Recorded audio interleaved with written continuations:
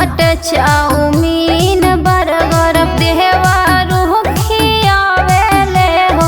ए सखी बड़ा माने ले हो,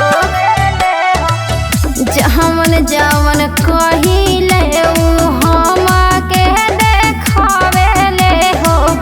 चाहत चाउमीन बर्गर देवा खियावेले हो। सगर बाजारे घुमाई दिहले, टूटल पायल बनवाही दिहले, नाही कुछो के करतिन कारबा। अरे सास ससुर माई बाबू के जैसन सैया मिलल दिलदारबा। सास ससुर माई बाबू के जैसन सैया मिलल दिलदारबा।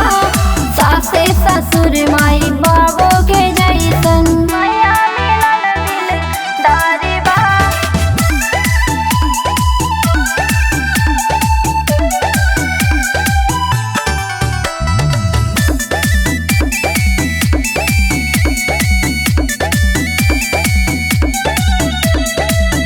पियवा हमारे हमसे करे बड़ी प्यार हो।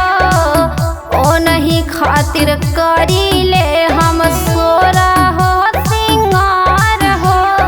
ए सखी सुन तड़ू रह जाऊ हमारे हमसे करे बड़ी प्यार हो।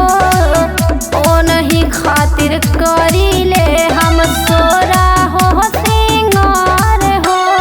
दिलवा पे उनके हम राज कर ले, है ना सरीना हम नाज कर ले। दीपक आजम के आगे सब बेकार बा। सास ससुर माई बाबू के जैसन सैया मिलल दिलदारबा। सास ससुर माई बाबू